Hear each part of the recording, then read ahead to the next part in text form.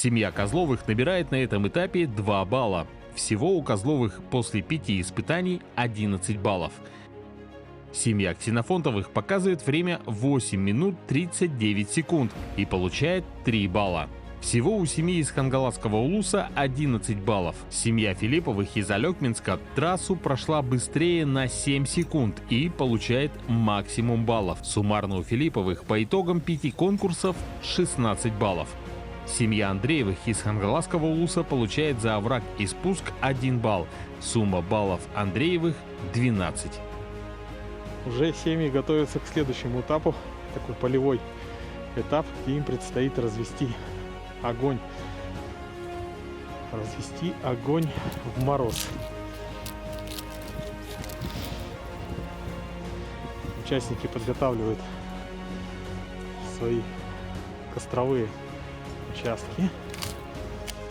Натягиваем бинт между двумя деревьями, чтобы линия бинта проходила под вашим костром. Ну, в смысле, да, над вашим костром. Ну, можно под, если закопать его. Над костром высота будет у всех одинаковая, вот такая. И та команда, которая первая пережгет бинт своим костром, она просто побеждает без времени. То есть вам нужно устроить костер таким образом, чтобы ваш бинт просто сгорел. Подкладывать дрова можно, но нельзя поднимать их, ворошить и так далее. То есть костер должен самостоятельно подняться и пережечь бинт.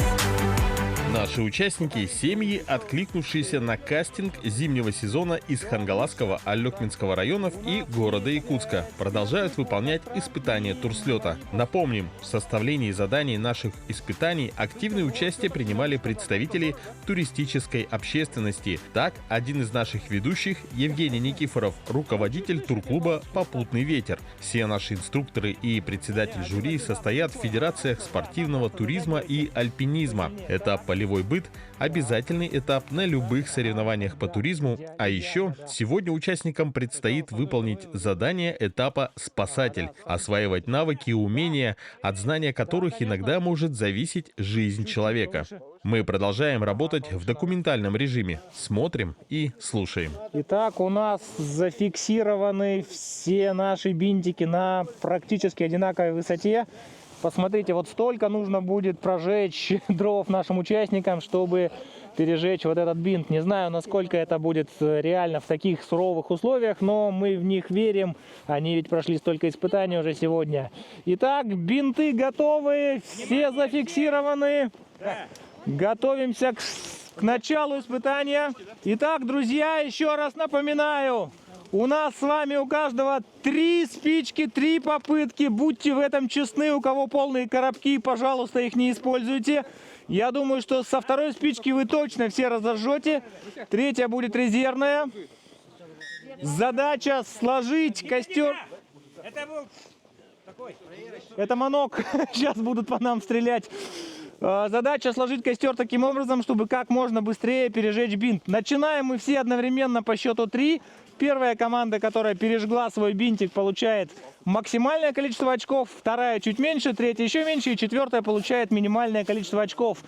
Начинаем отсчет. 1, 2, 3. Гори, гори, ясно! Я дунул все-таки. Да, успел, действительно. Итак, мы начинаем таежное испытание, туристическое, в какой-то мере называется оно костер. Как сказали нам наши эксперты, такое достаточно часто проводится на сборах, на детских, туристических. Здесь главное не торопиться. В распоряжении участников всего лишь по 3 спички, но неограниченное количество дров, причем любых дров. И здесь у нас уже полыхает огонь. Да, это классический костер-шалаш, топология костра. Сейчас уже пойдут у одной из семей большие большие, да, ветер сдувает бинт просто-напросто. Но, тем не менее, здесь уже полыхает. Так, Не за нас платите. так. Да, ветер, он непредсказуем. Так, посмотрим, что дальше. Здесь у нас тоже полыхает костер просто. Ой, нет, не полыхает, я ошибся. Он начинает разгораться, все круто. Так, здесь у нас тоже можно уже жарить шашлыки. И тут также идет процесс. Наконец-то что-то теплое в этот сегодняшний морозный, холодный, ветреный день. Может, у кого-то есть сосиски с собой. Так. Вот здесь прямо есть! Ого. Есть! Первые участники сделали это. Зафиксировали это без времени. Да, это просто максимальное количество очков. Итак, кто хочет погреться, добро пожаловать к первому костру. Он действительно огромен. Так, есть второй участник. Вторая семья у нас финишировала. И осталось... Вот здесь уже он тлеет практически. Есть третий участник. Я же говорил, надо было сделать повыше, а вы 40 сантиметров. Полыхает, тепло. Наконец-то что-то теплое.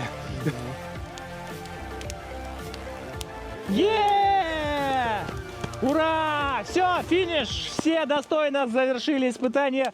И очень быстро, ну я не знаю, прошло, наверное, 3 минуты, да, прошло? Может быть, 4,5, как все разожгли костры и уже можно готовить еду, я считаю. Вот что значит, да, подготовка, вот что значит сплоченность. В этом испытании все члены семьи работали дружно, и благодаря этому мы видим результат. Многие уже дружно затушили костер, да, потому что мы за безопасность. Даже зимой в снегах, в лесу разжигать огонь нежелательно. Абсолютно верно. Ну и вообще, я думаю, действительно было правильно принято решение, что не стали использовать огниво, да? Да, да, верно. Это было бы еще дольше. Конечно, сейчас нужно учитывать то, что участники уже подмерзли. Это был очень И подмерзли день. еще ведущие. Ведущие тоже, да, все подмерзли. Сегодня такая погода, что солнце вышло только вот сейчас, когда зажгли костры. Вот, ну и завтра нас ждут еще испытания, поэтому сейчас все потихонечку собираемся, едем домой.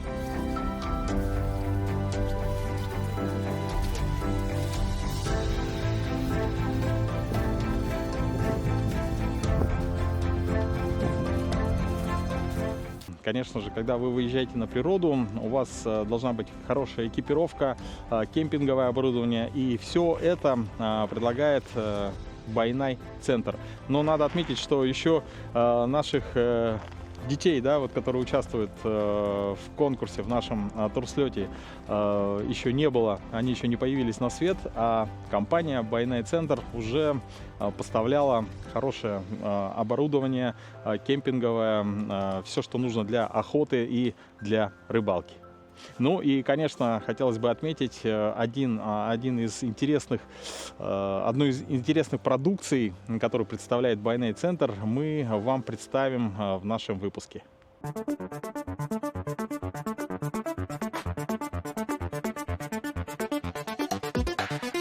Костюм поплавок Rescuer – это не просто очередной вариант экипировки для рыбалки или активного отдыха.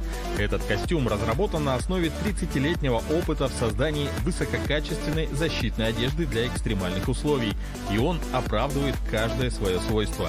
Главное преимущество Rescuer – его отличная плавучесть, которая становится вашей страховкой на воде в самых суровых ситуациях. Костюм выполнен из современных материалов и наполнителей, которые сохраняют тепло и комфорт даже в холодной и влажной среде. Его продуманный дизайн создан для максимального удобства и безопасности, делая его идеальным выбором для рыбалки и зимних приключений. Особенности костюма Rescuer: неопреновая съемная сидушка для дополнительного комфорта, удобная и надежная фурнитура, упрощающая процесс надевания и снятия, высококачественный утеплитель Alpolux для защиты от холода, инновационный подкладочный материал Keep Warm для сохранения тепла, специальные крепления для шипов-спасалок для дополнительной безопасности. Этот костюм предназначен для настоящих экстремалов. Он не пропускает влагу, защищает от ветра и обеспечивает тепло даже при низких температурах и сильных осадках. Костюм-поплавок Rescuer – это выбор для тех, кто ценит комфорт, надежность и стиль. Ощутите уверенность и безопасность на воде и на льду с Rescuer и наслаждайтесь каждым мгновением активного отдыха. Лед хрупок, как хрупка наша с вами жизнь. Понимаем, что неудобно. Понимаем, что бывает очень нужно, но никогда не рискуйте сами и не подвергайте в риск других. Только в назначенные сроки. Ледовые переправы Якутии. Это золото означает, что ты победитель. А золото в этих ботинках означает, что ты не проиграешь холоду, потому что Omni-Heat Infinity отражает тепло твоего тела и согревает еще сильнее. Колумбия – золотой стандарт тепла.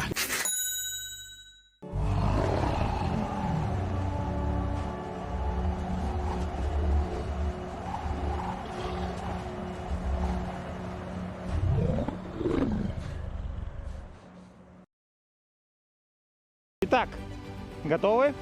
Сейчас у нас испытание пулевой стрельбой. Это испытание даст в копилку каждой семьи определенное количество баллов. Неудавшуюся в первый день стрельбу из пневматической винтовки заменили на стрельбу из пневматического же пистолета. Здесь Андреевы, Джулустан, Любовь и Айтал набирают 1 балл. В сумме 14 баллов. Семья Козловых Таврат, Артур, Мария и Святослав стреляют максимально удачно и получают 4 балла. Суммарно у них 17 баллов. Все попали? Ксенофонтовы, многодетная семья из Хангаласского Улуса, Владислав, Светлана и сын Эдуард получают за стрельбу 3 балла. В сумме у них 18 баллов. И Филипповы, преподаватели техникума из Алекминского района, Станислав и его супруга Альбина и их сын Валентин стреляют на 2 балла. Суммарно у них 21 балл.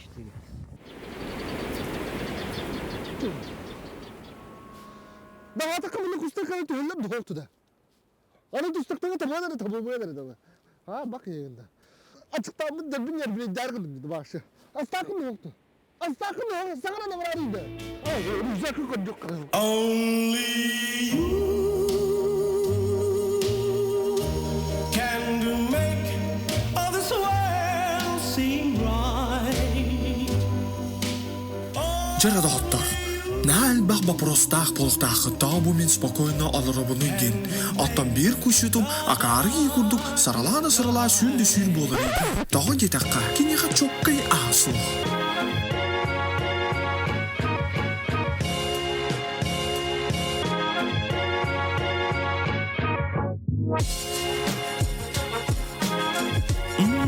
Завоевал.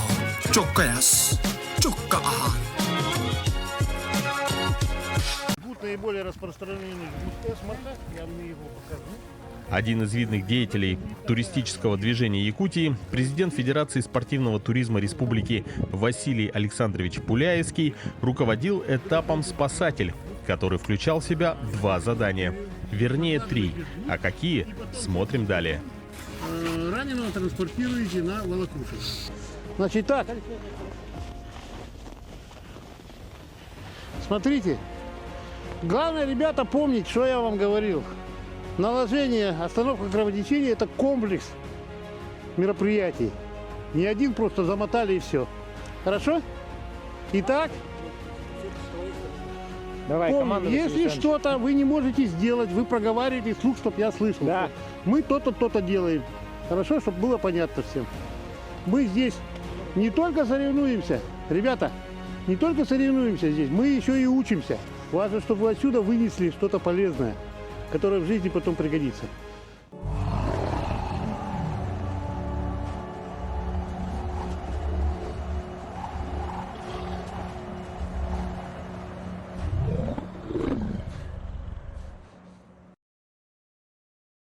Внимание, начали. Время пошло, и сейчас Так. первая команда начинает оказывать первую экстренную медицинскую Да. помощь. Это остановку кровотечения. Они совершенно правильно начали. Сделали пальцевое прижатие. посильнее только так. Вот. Теперь накладываешь жгут. Время. Готовы? 24. Все? Больше ничего не надо делать? Я вам Нужно говорил. сделать маркировку. Напоминаем, на пластыре, на любой бумажке, на каком-нибудь Да. объекте нарисовать Пишем чем-то. время наложения Зеленкой, жгута. маркером, ручкой, карандашом, время наложения. Это очень важно, потому что от этого будет зависеть в дальнейшем судьба. Человека, да. Прогноз на здоровье и саму жизнь. Можно, да, на ладони, на руке, на чем угодно. Как только написываю, пишите время, говорите все и восстанавливаем. Да, вот на морозе есть еще Время? тонкости, Сколько? тонкости остановки, тонкости расписывания ручки. Ну все, будем считать, что написали. Будем считать, что не написали. Так. Вот Все, время. все. Жгут наложен неправильно. Неверно. Во-первых, смотрите, абсолютно свободно. Как вы думаете, он через штаны пережмет артерию или нет? Конечно, нет. Вы сложили жгут вдвойне, развяжите. Откройте-ка. А где жгут тут? А, ну понятно, какой тут жгут у вас. Ага. Обычный. Еще раз. Да, дам. Я на всякий случай вам просто хочу сказать, добавьте туда жгут эсмарха. Хорошо. Команда на старт. Внимание, начали. Так, это что? Так. Так, вторая команда практически профессионально накладывает жгут. Наконец-то папа может отдохнуть. Во всех испытаниях на папу приходилось Нет. тяжелая доля, а сейчас будет больно. Сейчас должно быть больно.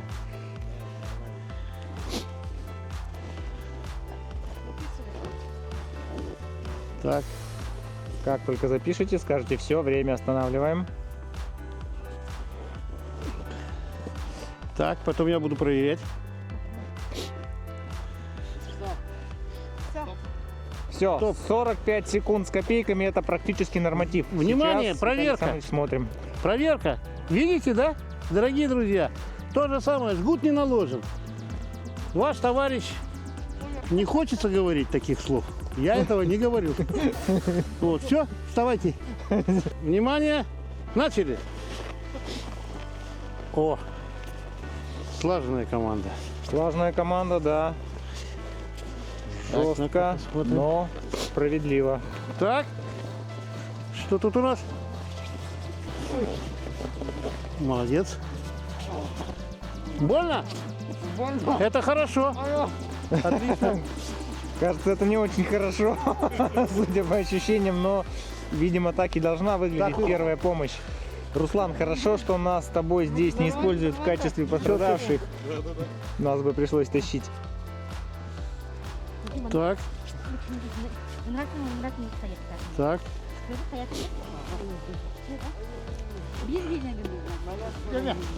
Ага. Вспомнил. Молодец. Пишите. Пишите. Где угодно, чтобы понял медик потом. Все. Нога как? Больно? Не стоит нога? Правильно наложенный жгут. Ну, Кажется. правильно. Правильно наложенный жгут. Да. Вот видите, стоять не может. Да. Итак, друзья, на старт, внимание, начали. Правой. Так, сделали пальцевое прижатие, кулаком прижатие. Так, Серьезная, да? да, он-то. Так, молодцы.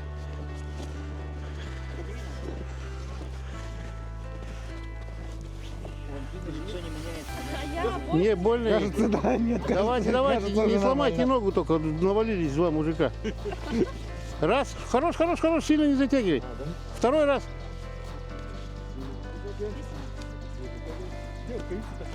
Дальше. Видите, характерно подогнулась нога. Передав. Так, тихо, пишем время. Вы можете, да.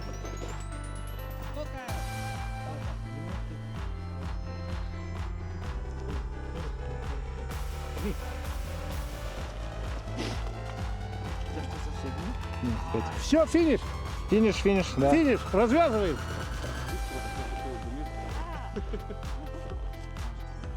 Ну, жгут наложен эффективно, не совсем аккуратно, но эффект достигнут, поэтому 100% выполнили задание. Правильно выжил, да? Выжил. Да, человек выжил. Мы на природе? Это золото такое лишнее.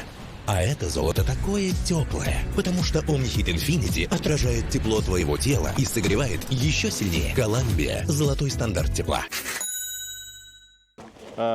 Началось еще одно испытание. Нужно сделать волокуши, если я правильно понял. И дается 15 минут нашим участникам. Здесь мы находимся в такой местности, где с этой стороны у нас лэп, с той стороны у нас карьер.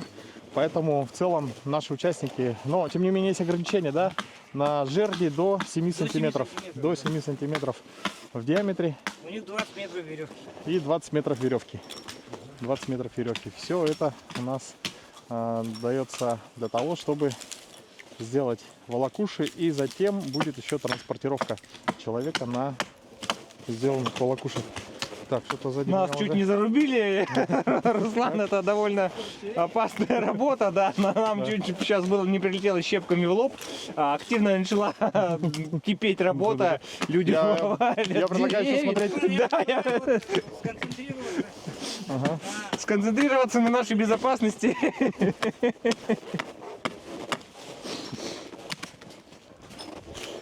Такое ощущение, что это корабельная верфь, а не постройка волокуш. Да, такое Очень ощущение, идет сейчас будет так срубят активное избу. движение, да. Хочу еще отметить, что будет оцениваться эстетика волокуш носилок, насколько они будут красиво сделаны, насколько они будут удобны для переноса, эргономичны, насколько красиво они будут покрашены, сколько будет бубенчиков. Вот это все будет учитываться и пойдет в какой-то общий зачет. Но я вижу, что очень активно уже приступили к работе ребята. Такое ощущение, что они давным-давно занимаются этим промыслом, и скоро мы увидим конечные результаты. Определенная сложность в изготовлении волокуш и вообще чего бы то ни было в зимних условиях, конечно, есть, потому что люди вынуждены работать в перчатках, иначе просто замерзают пальцы. Снег попадает на веревку, попадает на жерди, на топоры, это все начинает скользить, проминается, снег под ногами. То есть совсем разные, конечно же, вещи. Делать какие-то средства индивидуального спасения или оказания первой помощи летом, либо в снегу, который, напоминаю, в данное время довольно толстым слоем лежит. Как мы вчера убедились, это до метра доходит местами снежный покров. Поэтому это осложняет задание. Плюс, конечно, свежий воздух. Благо, сегодня очень солнечный день и выглядит все так, как будто бы очень тепло и здорово. Но это не так, друзья. Есть ветер, есть снег, есть март месяц в Якутске. Не забываем про это. Так, сейчас остается считанные минуты до окончания работ. Мы сейчас посмотрим, как обстоят дела у наших участников. Смотрите, здесь очень похоже на классические носилки. Это очень удобно в транспортировке вдвоем, но если один человек несет пострадавшего, это могут быть сложности. Но носилки выглядят просто прекрасно. Посмотрим, как они в деле. Здесь использован принцип носилок с поперечной перекладиной. Она придает немножко жесткости, но, конечно, добавляет вес. Кроме того, ничто не мешает ей сложиться так же, как в А-образную, так сказать, волокушу. Посмотрим, как это будет на практике. Здесь мы видим, на мой взгляд, вообще произведение искусства. Это практически для отдыха носилки предназначены. Здесь комфорт поставлен, да, комфорт просто возведен в высокий уровень. Это очень выглядит здорово. И посмотрим, опять-таки, насколько это будет удобно. И здесь мы видим, заканчивается работа над А-образным, так сказать, произведением. Это классические волокуши, да, только используются в них 3 жерди, здесь у нас 2 и поперечная жердь. Их очень удобно будет волочить, они легкие, удобные, компактные, и скоро мы увидим, как они работают в действии. Ваш комментарий, Петр Семенович, что вы думаете об участниках? Так, ну, данные волокуши, как мы видим, рассчитаны только на то, чтобы нести руками. Люди долго не понесут, конечно. Пальцы, они не рассчитаны на большие нагрузки. Здесь надо было делать так называемый хомут. Это вот одевается веревка, вот так петля идет и к ручкам. И спереди, здесь она заканчивается, завязывается. Тогда руки свободные, можно идти либо с палочками, либо, ну, когда поднимаешь на что-то, там за что-то подтянуться. Главное, свободные руки. Как только руки начинают уставать, человек уже дальше никуда не пойдет. Дальше, вот поперечная палочка, она правильно сделана, да, в принципе, но было бы неплохо удлинить ее чуть-чуть. Если, например, команда составит 2-3 человек, то было бы неплохо, когда они в трудных местах раз и взяли как за ручку дополнительную. Но здесь узлы, конечно, полусхватывающие узлы, в принципе, можно использовать, но в данном случае они не очень подойдут. Дело в том, что они здесь работают, посмотрите, они не работают на том, чтобы схватить палку, и, соответственно, они будут скользить по палке, да, вот. Здесь было бы лучше использовать именно выблиночный узел, это именно как стремя, только с той стороны. Он как схватит, уже никуда не двинется. Даже по железной гладкой трубе он не двигается. Вот в таком порядке. Ну вот, в принципе, все. Дальше вот здесь надо было выровнять. Может, именно здесь они будут равняться, именно лежать на земле. Соответственно, если одна длиннее, другая выше, будет немножко носилка, ну, волокушки будут чуть кривые. Я бы для волокуш, конечно, состав взял бы более, вон верхушки тонкие соединял бы, потому что именно как раз лапы позволяют не погружаться в снег, увеличивает площадь опоры. Вот. Еще волокуши, здесь у нас сделано, в принципе, нормально, видите, толстый конец находится впереди для палок, как удобно, а тонкие, они находятся сзади, в этом случае они пружинят. Уже хорошо будет удобнее. Ну и плюс здесь тоже. Ну, у них есть запас веревки, то есть у них будет возможность в случае чего потом удлинить и сделать себе вот этот хомут, который, как я говорил, который облегчает, облегчает гораздо, очень сильно облегчает работу. Здесь было бы неплохо оставить петлю для ноги, но здесь пока нету. Дело в том, что когда вы будете тащить человека, он будет немножко соскальзывать. Представляем, что он без сознания или еще что-нибудь такое, но он беспомощный. И чтобы он не соскользил, ноги охватываются, обувь охватывается петлей и завязывается, чтобы он не утек туда вниз. Но здесь то же самое сделано, но вот моя есть, только она рассчитана, чтобы тащить руками. Вот. А она должна была быть вот так одеваться. И вот на этом уровне, вот, здесь давайте я покажу вам схватывающий узел. Вот этот, как его, полгрипвайн. Вот он узел, простой. И точно так же здесь делаем с этой стороны. Видите, да? Только здесь у вас почему-то тонкая сторона. Вот, вы его одеваете на себя, вот на шею хомут, и у вас руки свободны, не вы держите руками. Дальше вот эта часть, где у нас длинная часть, у нас кончилась, но длинная часть здесь привязывается, вот начинает вязать от середины веревки вот так. И вот здесь концы, раз пошли, 2 хомута, здесь опять такой же узел, и здесь завязываем, когда отдельный хомут, завязываем на животе прямым узлом. Вот в этом виде он гораздо лучше подходит для волокуши. Почему? Узкая часть позволяет не цепляться, когда вы идете, поворачиваете в лесу. Если у вас широкий конец, естественно, у вас будет, например, на поворотах будет как бы такое, сжатие между двумя деревьями. А здесь гораздо лучше. Дальше поворачивать на одной проще тоже, если что. И он работает вот так. Здесь, когда у вас будет 2 опоры сзади, когда вы пойдете по склону, он будет вот так стоять. Люди умирают не от того, что холодно стало или зверь напал, просто от того, что человек устал, упал и замерз. От усталости умирает человек. Поэтому, если вы будете тащить его километров 30, это такая огромная воля нужна и много пищи, скажем так. Поэтому, когда расстояние большое, что делаем?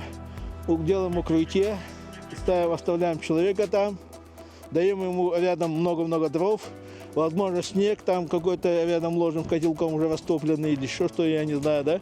Что у вас будет из припасов? И как можно быстрее идете за помощью. Кстати, точно так же сделал товарищ, когда в 43-м году, кажется, в горном районе возле Бердянска упал самолет военно-транспортный. Они пару дней подождали, но когда поняли, что они упали далеко от трассы в результате авиакатастрофы, и их ищут в другом месте, он совершил 2-3-дневный переход в одиночку, оставив там раненых там, и так далее. Ну, укрытие построил им. За это он получил боевой орден, не участвуя ни в одной битве, ни в одном сражении за отвагу. Тут гонять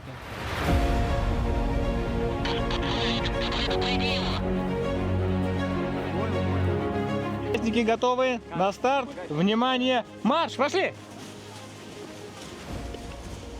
Дима, все, первых отпустили. Это Филипповы, то есть просто пишешь время и Филипповых. Через минуту отпускаю следующих.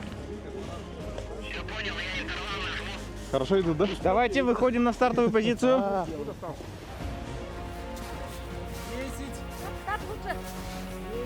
Владик? Погнали! Все, семья Ксенофонтова ровно через 2 минуты после старта.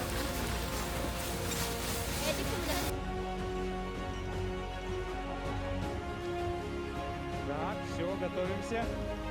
Сейчас пройдет минутка. Раз, два, три. Погнали! Через минуту после предыдущей семьи выехала семья Таврат.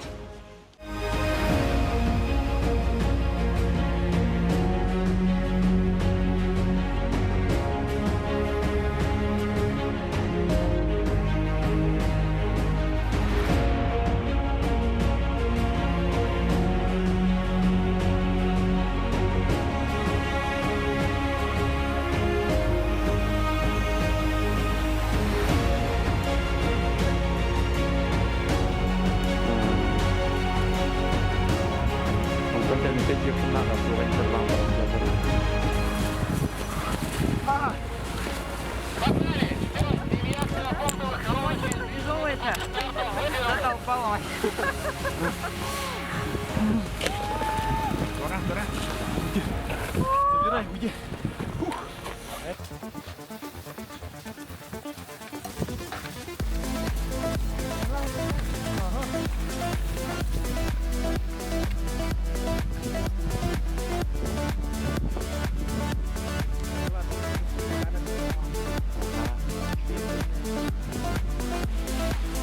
Поехали! Все, последняя семья Андрея стартанула. С интервалом минуты.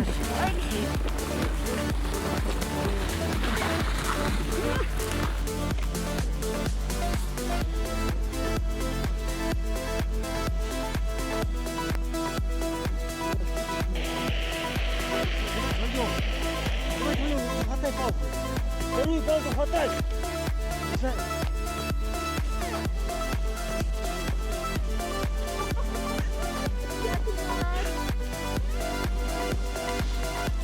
Остальные через минуту каждая. Это вперед.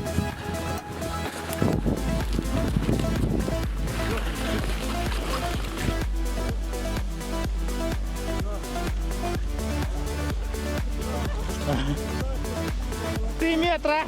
Финиш! Ура! Молодцы! Есть! Мы сделали это! Отлично! Отличная зарядка, отличный заряд бодрости, отличные волокуши.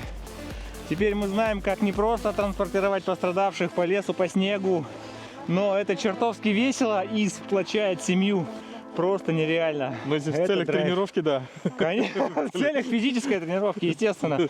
Но, тем не менее, мы прослушали краткую лекцию Петра Семеновича о том, как правильно делать Да, волокуши. кстати, очень интересно было. Да, это бесценная информация, бесценный опыт. Люди приобретут, ну, надеюсь, не приобретут, что это не понадобится, но хотя бы базовые навыки Хорошо нужно знать, иметь. да. Это здорово, друзья. Вообще самое сложное — это переноска раненого на волокуши, потому что, тем более по снегу, зимой, в одежде, я не знаю, с чем это сравнить. Если сравнить, вот товарный был, это 2 бронежилета на себя одеваешь, противогаз, И еще у тебя там сзади рундук там, с боекомплектом. Вот примерно что-то может похожее. И берцы еще, килограмма 2. Вот. Морская пехота Дальнего Востока.